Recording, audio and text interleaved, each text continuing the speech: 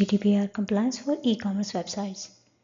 GDPR is not just a legal requirement.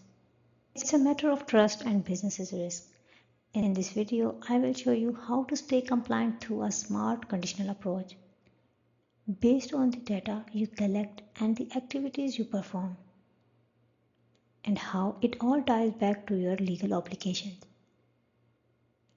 Let's begin. What is GDPR?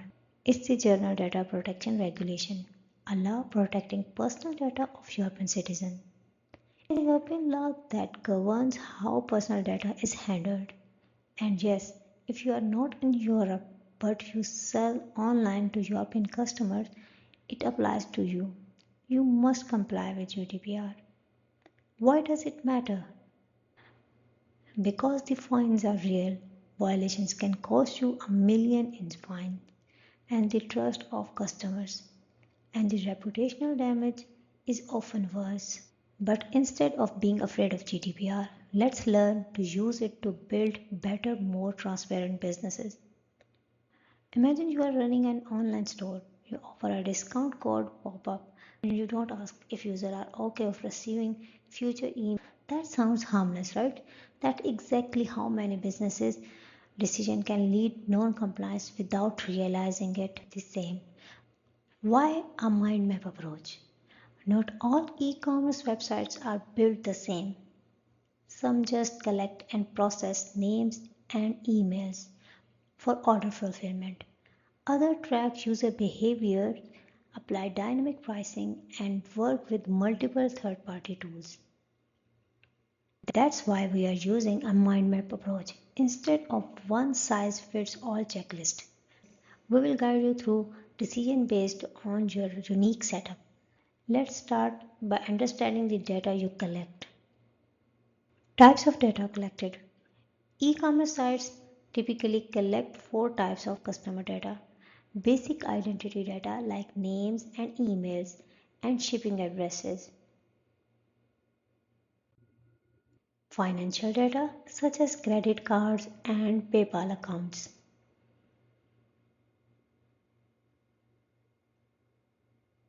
Also behavioral data like click, purchases, and the pages you have visited and items you have viewed. And in rare cases, sensitive data like health and biometric info. Each data type has different GDPR obligations. Knowing what you collect is the first critical step. Processing activities. Next, what do you do with that data? Are you processing payments? You must use it to fulfill and process payments.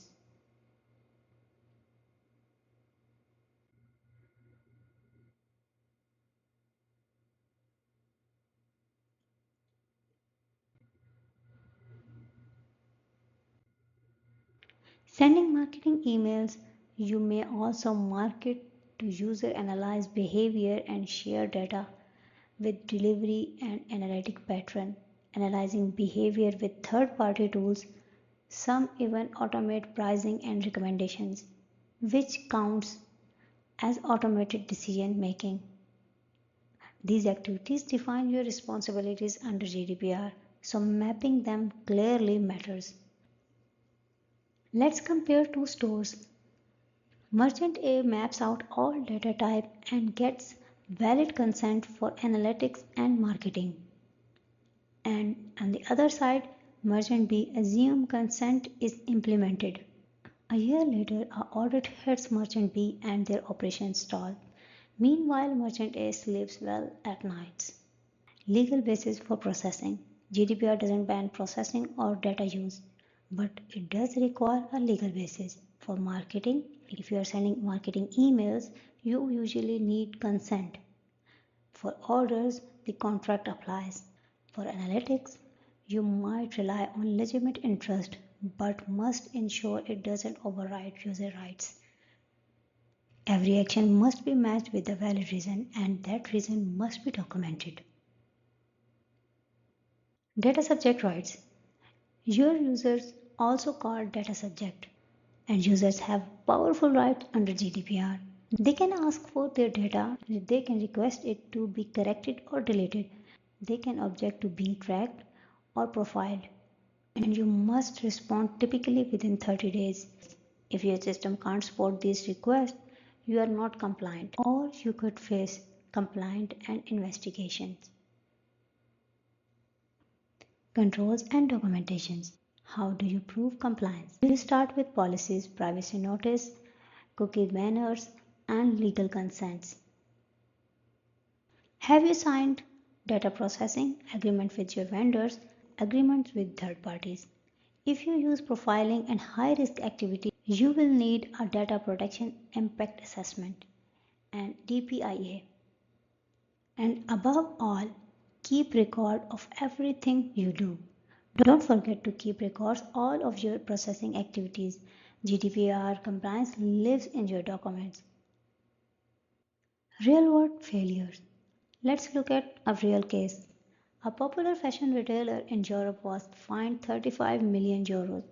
They used tracking pixels without consent. They kept user data too long and they didn't offer clear opt out and failed to document their actions. Their mistake wasn't doing something bad, but it was not respecting user rights and it was assuming that GDPR didn't apply to them. Final steps and takeaways. Here's what to do next. Map your data, understand your processing, select and document your legal basis for each activity. Enable all user rights and automate where possible. Run DPIA when necessary. Think of GDPR not a hurdle. It's a tool for building trust, blueprints for transparent, ethical data practices. Your compliance journey inspired audience. Visualize your store as a living map. Each branch, customer data, email payments connects to rights, duties, and decisions. What data you collect? What's your intent? What do you do with that data? It's not just a legal obligation, it's your blueprint for ethical modern e commerce.